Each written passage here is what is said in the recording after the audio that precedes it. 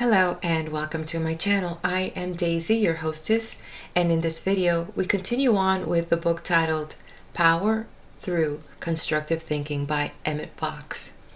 This video, I'd like to share my highlights on the two previous chapters that we went through, which is The Good Shepherd and The Secret Place, and a breakdown of Psalm 23. And if you're not familiar with it, that's the one that starts with "The Lord is my shepherd." For me, I must say that when I was a police officer, this was my go-to prayer. I would open the Bible and it would give me a sense of peace, a sense of protection, also a sense that I knew that literally my soul would be restored no matter what I would see, no matter what I had to deal with. I knew that, I would not be led into something that was going to harm me. And so I find it, a very strong psalm, a very strong prayer. And what I want to share this with you, my friends out here, whether you believe in prayer or not, and whether I was safe for all those years because of the prayers or because of my training or because of circumstances, I personally am not going to leave it to chance and say that God was not by my side. I'd rather believe that God was there watching over me and also watching over these communities that were so distraught with crime. So having said that saying, and I do believe it is true, we are what we think. And if we think we're right about something, we're right. And if we think we're wrong about something, we're right. Because it's our set belief that keeps us boxed in. And until we decide to push these extremes, to push fear out of the way and see it for what it is, we're always going to be stuck in those four walls, in those boxes. My takeaway from the section titled The Secret Place, that was also a breakdown of another psalm, Psalm 91. And I called my mom and I told her what a beautiful psalm that was and the breakdown of it. And then the most beautiful story my mom told me. And she was telling me that my father had memorized that psalm and he would carry a copy of it in his wallet as if it were an amulet for protection. And I had no idea the trials and tribulations that my dad had gone through and how strongly he believed in that psalm. My mom would tell me when things were falling apart, trials and tribulations, and during those hard times, he would go in a private place and pray. And he'd have this one mood of distraught and concern. And when he'd come back, he would be full of courage and he was ready, to move on with the next step and as if he had the answers. And interesting, my father passed away several years now, and I'm very fortunate to have kept his Bible. And every time I open the Bible, it opens on Psalm 91, and now I know why. And this section says that God will always come to our rescue whenever we pray. And then he throws this big but, and he says, but if we seldom think of him at other times, then we're going to experience some difficulty in making that contact. And I get the idea that that would be something like, it's not that we don't contact or we don't make that contact, but it's that the connection is not clear because it's like staticky. But if we're very used to, praying and going into the silent place and meeting with this beautiful energy, we get to actually, when we're out of it, we get to see and we get to feel and we get to hear God talk to us through signs, through people, through things, through events. And we understand that communication. But if we're not in constant communication, we don't understand the dialogue. We don't understand the signs that God is giving us when we're in that secret place. If you just caught us here at this video and you missed out on that, please do go to my playlist and catch up with that. And leave me your comment. Let me know what you think. With that, I'm going to go ahead and move on to the next section. Power Through Constructive Thinking by Emmet Fox. This book is in the public domain. We go now to the next section titled Be Still. 1. God is our refuge and strength, a very present help in trouble. 2. Therefore will not we fear, though the earth be removed, and though the mountains be carried into the midst of the sea. 3.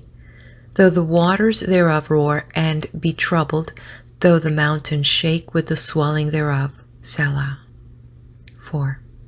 There is a river, the streams whereof shall make glad the city of God, the holy place of the tabernacles of the Most High. 5. God is in the midst of her. She shall not be moved. God shall help her, and that right early. 6. The heathen raged, the kingdoms were moved. He uttered his voice, the earth melted. 7. The Lord of hosts is with us. The God of Jacob is our refuge. Selah. 8.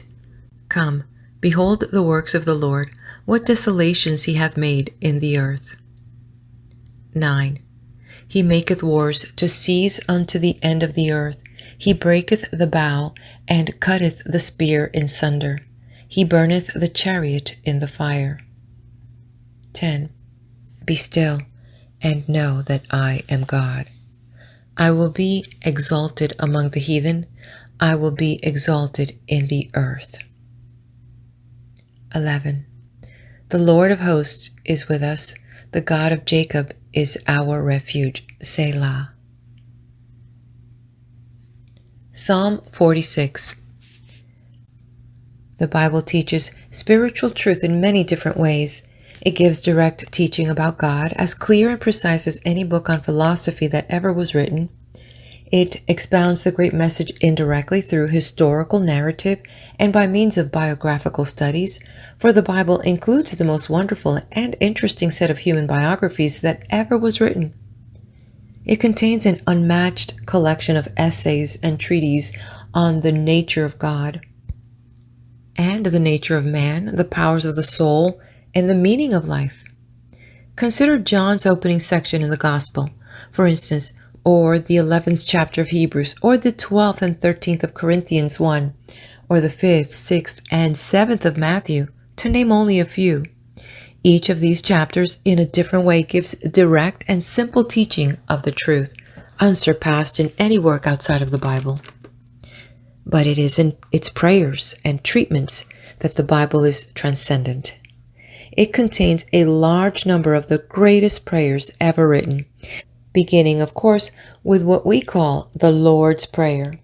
Prayers the like of which have never been found elsewhere, for they go right down to the depths of the human soul, meeting every need that can arise and providing for every possible temperament and any conceivable contingency. In fact, they cater to all sorts and conditions of men. Among all the beautiful and heart-searching prayers of the Bible, there is none that surpass the wonderful poem that we call the 46th Psalm. This is an inspired treatment that will enable you to overcome any kind of difficulty if you can tune yourself into the level of consciousness in which it attains. It is the supreme Bible treatment against fear. Now, the object of prayer or treatment is just this very raising of the consciousness, and a good prayer is the instrument that enables us to do it. We need not expect to begin our prayer with a realization. If we already had a realization, we should not be needing the help of the prayer. We do not need a stepladder to reach height on which we are already placed. The ladder is employed in order to enable us to raise ourselves, step by step, to a height above the ground to which our muscles alone would never carry us. And so a good prayer is a stepladder upon which we may gradually climb from the low level of fear, doubt, and difficulty to the spiritual height where these things melt away in the light of truth. Our psalm begins, as do nearly all the Bible prayers, with an expression of faith in God. This is extremely important in practice. You need to affirm constantly that you do believe in God, not merely as a vague abstract concept, but as a real, vivid, actual power in life, always available to be contacted in thought, never changing and never failing. It cannot be too strongly emphasized that it is not sufficient to take this for granted. It is not sufficient to accept the truth once and for all, or once a week. You must continually reaffirm it in thought and in words if necessary. You must constantly remind yourself that you do accept this position, that you believe in it, and that your conviction is good enough to build your life and your hopes upon. All this is treatment, and very powerful treatment too. It is treatment that really changes the soul by clearing out those subconscious fears that are the cause of all your difficulties. And so the inspired writer starts his prayer by saying bluntly, God is our refuge and strength, a very present help in trouble. You will see that he allows himself no doubt at all about this. He does not dream of taking up the timid, almost apologetic attitude that some modern divines seem to think appropriate in dealing with God. He says firmly that God is, that he exists indeed, and then he enumerates 3 facts concerning God. He says that he is our refuge, he says that he is our strength, and he says that he is a very present help in trouble. This verse is really tremendous, is it not? If we get through the crust of familiarity that tends to hide the real meaning from us and study these words with a fresh mind, we shall be amazed, I think, at all that they imply. Note that he says that God is our refuge. He does not say that such may very well be the case or that it is a pious hope upon which we are justified in learning, but that, plain and plump, God is our refuge. Now pause a moment to consider all that God is. Review briefly at this point the principal aspects and attributes of God as you know them, and then consider that this infinite being is our refuge. That is to say, this unlimited power of wisdom and love is a refuge to which we can go in any kind of difficulty. Many devout souls have thought of God as a distant potentate dwelling in the skies, to be dreaded and feared. But the Bible says on the contrary that God is a refuge for those in difficulty. It then says that this omnipotent power is nothing less than our strength. This brings the idea home still more vividly. God is not merely a matchless power that will come to our rescue, but he will actually be our own strength, operating through us to the overcoming of difficulty when we call upon him in the right way. Every student of truth must understand that God always acts through us by changing our consciousness. We learn in divine metaphysics that God never does anything to us or for us, but always through us. The writer drives these points home in the familiar Bible manner by adding, a very present help in trouble. The opening affirmation is followed, in the most scientific way, by an excellent example of the use of what is called in metaphysics the denial. The next 2 verses are a denial that there is any power in conditions to make us be or do or submit to anything short of the complete all-round harmony that is the divine.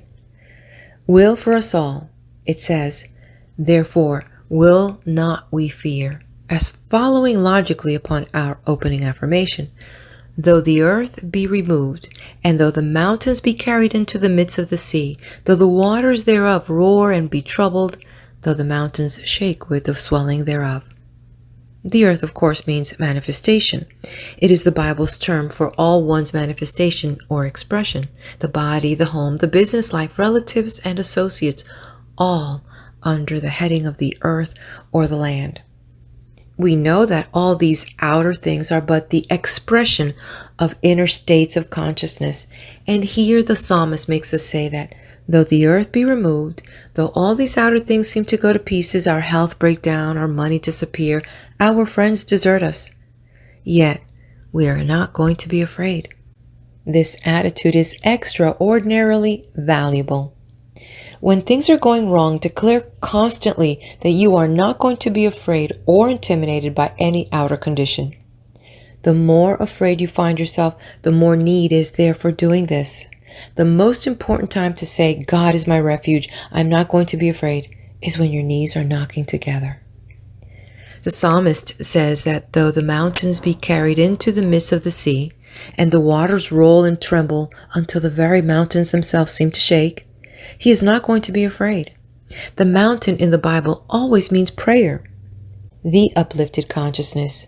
And this clause makes us declare that even when in the midst of our prayers, Things seem to get worse, so that the very prayers themselves are all but swamped by our terror or doubt or despair. Yet we are going to hold on to the truth about God, knowing that even though it be after 40 days, the waters will subside. If only we hold on to the thought of God. The waters, of course, are always the human personality, and more especially the emotions. The man who wrote this, we will agree, had no small knowledge of the human heart, its difficulties, and its needs. There is a river, the stream whereof shall make glad the city of God, the holy place of the tabernacles of the Most High. This is the capital river mentioned several times in Scripture, the river of life that flows from the throne of God.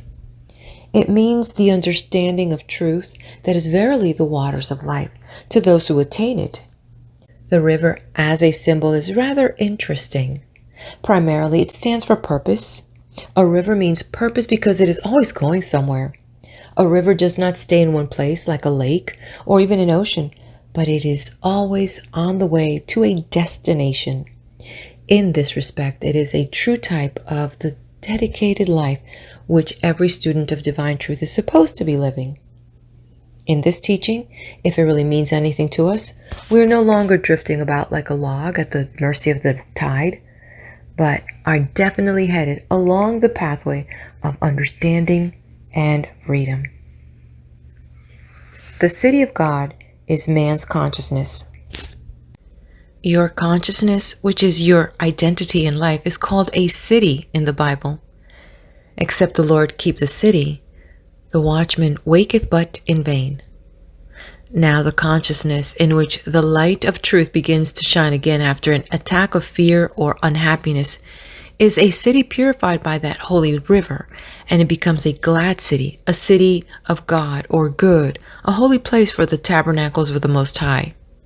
God is indeed in the midst of such a city, and when God, which is to say, our realization of God, is in the midst of our consciousness, then truly we shall not be moved. God is in the midst of her. She shall not be moved. God shall help her, and that right early. Here the psalmist adds one of those simple touches expressed in the most direct and childlike language that goes straight to the heart. He says, God shall help her, and that right early. This beautiful promise should remove the last traces of fear and doubt that may linger in the dark corners of the soul. The material rhythm of the poem is preserved by a reiteration of the general theme in the next verse. The heathen raged, the kingdoms were moved, he uttered his voice, the earth melted. The heathen, needless to say, means your own wrong thoughts, those fears, doubts, self-reproaches, and shortcomings of every kind that come between you and your realization of God. The heathen forces that attack the holy city of your soul sometimes lay siege to it for days and weeks, and sometimes even capture and occupy it for a time. Only for a time, however, if you hold steadfastly to God by constant prayer, for sooner or later, as surely as God lives, the kingdom of error shall be moved. He will utter his voice through your prayers and affirmations, and your salvation will come. The third and last stanza of our treatment is an exercise of thanksgiving and praise. These Bible treatments are constructed with the utmost care and in the most scientific way. Usually, though not always, for there must be no hard and fast rules in prayer, they begin with an affirmation of faith in God. Then they analyze fear and worry, showing that God has no part in such things, and that we, therefore, need not fear them. They go on to remind us of the love and power and wisdom of God, and our ability as the children of God to call upon his power in any kind of danger or trouble. They make these truths vivid to us with unexcelled literary skill, using the most diverse images and examples to that end. And then they commonly finish, as prayers nearly always should, with a song of praise and thanksgiving. Now the psalmist makes us say, The Lord of hosts is with us. The God of Jacob is our refuge. Now, this destroys feeling of God being afar off. The Lord of hosts is the title for God that stresses his great power and might. It is the omnipotence aspect of God, we should say technically. So here we declare the omnipotence is with us and working through us, and he carefully adds that it is also the God of Jacob. Now Jacob stands for the soul that is not yet redeemed, the soul still struggling in difficulty and conscious imperfection. Israel, the Prince of God, is the soul that has realized its divine nature. But Jacob is still in the midst of his troubles. So the psalmist here reminds us that God is the great power, the Lord of hosts, for Jacob just as well as for Israel. Come, behold the works of the Lord, what desolations he hath made in the earth. He maketh wars to cease unto the end of the earth. He breaketh the bow and cutteth the spear in sunder. He burneth the chariot in the fire. Here he continues with thanksgiving, saying, in effect, let us consider the power and the glory of this God who is always with us, how his action in prayer transforms our conditions and makes us desolate or destroys our troubles and worries, how he makes the wars, a splendid name for that worrying and stewing in misery that blights the lives of so many people, to seize in every part of our consciousness. How he disarms all the things of which we are afraid, not just putting them out of the way for the time being, but absolutely destroying any power they ever had. When you captured an enemy regiment in those days, smashed their bows and their spears, and burned their chariots, you had put them out of action pretty completely. That regiment could never trouble you again. Be still and know that I am God. I will be exalted among the heathen. I will be exalted in the earth. This really is probably the most wonderful phrase in the whole Bible. It really is the whole Bible in a nutshell. Be still and know that I am God. This is just the very last thing that we want to do when we are worried or anxious. The current of human thought that Paul calls the carnal mind is hurrying us along to its own ends. And it seems much easier to swim with it by accepting difficulties, by rehearsing grievances, by dwelling upon symptoms, than to draw resolutely away in thought from these things and contemplate God, which is the one way out of trouble. Train yourself to rise above this hurrying tide of error. Error is always hurried. To sweep you off your feet is its master strategy, and turning your back upon conditions, however bad they may seem, be still and know that I am God. Even in your prayers, there is a time for vigorous treatment, and there's also a time to cease active work and, having done all, to stand, to be still and know that I am God. This, of course, does not mean merely doing nothing or going away to concern oneself with some secular thing such as reading a novel or a newspaper.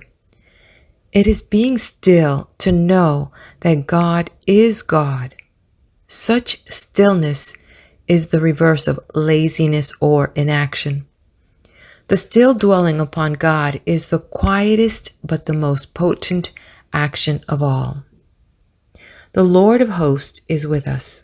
The God of Jacob is our refuge. Here again, metrical symmetry obliges the poet to close his wonderful poem with a repetition of the general theme. Spiritually, too, it is a most powerful and effective ending to our prayer. The God of power, who helps weak and frail mortals in the day of trouble, is working through us, and so all will be well. Note, the word Selah is no part of the poem itself, but a stage direction to the temple musicians who chanted the Psalms as part of a liturgy. End of section. Stay right here. I'm going to go ahead and move on to the next section. Take a minute, if you could be so kind, and hit that like button. The next section is titled Light and Salvation. To be afraid is to have more faith in evil than in God. 1. The Lord is my light and my salvation. Whom shall I fear? The Lord is the strength of my life. Of whom shall I be afraid? 2. When the wicked, even mine enemies and my foes, came upon me to eat up my flesh, they stumbled and fell. 3. Though an host should encamp against me, my heart shall not fear. Though war should rise against me, in this will I be confident. 4.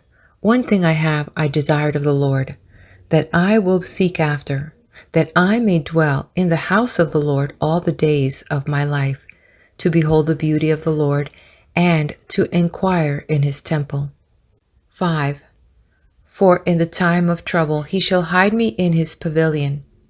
In the secret of his tabernacle shall he hide me. He shall set me up upon a rock. 6.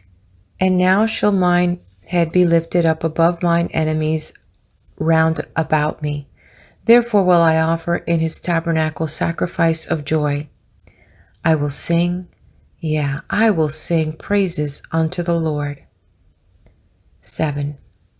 Hear, O Lord, when I cry with my voice, have mercy also upon me, and answer me. 8. When thou saidst, seek ye my face, my heart said unto thee, thy face, Lord, will I seek.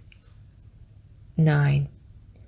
Hide not thy face far from me, put not thy servant away in anger. Thou hast been my help. Leave me not, neither forsake me, O God of my salvation. 10. When my father and my mother forsake me, then the Lord will take me up. 11. Teach me thy way, O Lord, and lead me in a plain path because of mine enemies. 12. Deliver me not over unto the will of mine enemies, for false witnesses are risen up against me, and such as breathe out cruelty. 13. I had fainted, unless I had believed to see the goodness of the Lord in the land of the living. 14. Wait on the Lord, be of good courage, and he shall strengthen thine heart. Wait, I say, on the Lord. Light and salvation. Psalm 27. The 27th Psalm is one of the great treatments or meditations in the Bible. Treatment is a convenient technical term we use for scientific prayer, which is directed to the overcoming of a specific difficulty. When trouble of any kind comes into one's life, it is because he has allowed his consciousness to fall to the level where fear and limitation can reach him.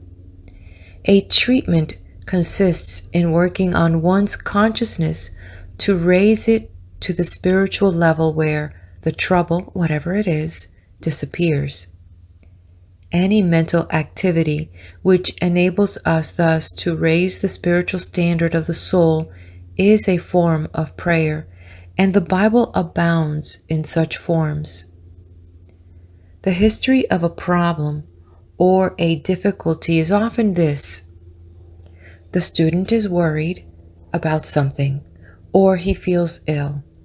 As soon as he realizes what has happened, he, owing to his knowledge of truth, declines to accept the condition at its face value in the way that most people do, and he proceeds in one way or another, perhaps with the help of a prayer such as this, to bring about the necessary raising of his thought. He reads the psalm carefully, interprets it spiritually, allows his mind to dwell upon the principles enunciated, appropriates them to himself, and repudiates the negative suggestion, whatever it was, thus regaining his peace of mind. And when this has been accomplished, the trouble is found to disappear. The Lord is my light and my salvation. Whom shall I fear? The Lord is the strength of my life. Of whom shall I be afraid? This one verse is a perfect little treatment in itself. Indeed, it is one of the most complete texts in the whole Bible. It is a text that might well be written up over the portals of every church and every school in the land, for within it is contained in embryo the complete Jesus Christ message. Consider what it says. It postulates not merely the existence of God, but the living presence of God in man. For the Lord here means your own indwelling Christ, the I am. Then it goes on to state that God in you, the inner light, is no mere passive or static presence, but a dynamic power to do everything for you that you can possibly need to have done. Just consider what this one phrase promises: light, salvation, and strength. You will find that these three words cover very completely everything that man needs, for they really mean understanding, power, and demonstration. And what more can you want than that? To begin with light. There is no darkness but ignorance. And in the last analysis, all human weaknesses and tribulations are really but a lack of the divine light. Light, more light, said the dying Goethe, and that has been the intuitive cry of humanity through all its history. But God is light, the Bible tells us, and in him is no darkness at all. And Jesus said, I am the light of the world. If you look back over your own life, you will be certain to find that a great many of your troubles arose through no intentional fault of yours, but through your ignorance or inexperience, or through your want of realizing to the full the implication of some situation which you had to meet. In other words, you suffered through want of light. Well, here the Bible explains that the divine power in you will be your light, and that you can train yourself to utilize it as such at any time that you need it. The Lord is the strength of my life. Having promised us light, the psalm now goes on to promise strength or power. We are to have power to do whatever we need to do, to meet whatever we need to meet, to tackle any problem or difficulty that can present itself in our lives. We are, in fact, to be endued with power from on high and need no longer trust to our own inadequate efforts. God will show us at any time the meaning of anything that we require to understand, will show us at any juncture what it is we ought to do, and he will furnish us with divine strength to do it. This wonderful verse then sums up its great message in the word salvation, which of course means all-round harmony and demonstration, and with the penetrating psychological skill so characteristic of the Bible when it deals with the soul of man, it obliges us to ask ourselves point blank what there is now to be afraid of. And anyone who accepts the premises will hardly have any trouble in reaching the conclusion that there is nothing to be afraid of, because God lives and reigns, and then the back of the trouble is already broken. When the wicked, even mine enemies and my foes, came upon me to eat up my flesh, they stumbled and fell. Of course, the wicked and mine enemies, as always in the Bible, stand for our own thoughts, for our fears and doubts of every kind. And truly indeed do they sometimes come upon us as though to eat up our flesh. Most people have at some time or other been only too painfully conscious of the aptness of this telling simile. And here you are promised that they shall stumble and fall. Though man and host should encamp against me, my heart shall not fear. Though war should rise against me, in this will I be confident. Here the psalmist reiterates his confidence and makes us, his readers, reiterate ours. He makes us say that our hearts shall not fear, and he makes us believe it too. And can you think of any more beautiful assurance in the world than just the one, my heart shall not fear? When you can say quietly and truthfully at any hour of the day or night, my heart shall not fear, the world has no more power over you. You are free. War of various kinds may rise up against you, but you will be confident, and therefore you will be victorious. One thing have I desired of the Lord, that will I seek after, that I may dwell in the house of the Lord all the days of my life, to behold the beauty of the Lord, and to inquire in his temple. For in the time of trouble he shall hide me in his pavilion. In the secret of his tabernacle shall he hide me. He shall set me up upon a rock. These two verses constitute a remarkable expression of what is often called the second birth. Briefly, this means that a man or woman has taken the most important step that a human being can take, that vital step in comparison with which all other experiences are of relatively minor importance. The new birth or second birth, or what you may be pleased to call it, means that you clearly understand and definitely accept the fact that nothing matters except attunement with God.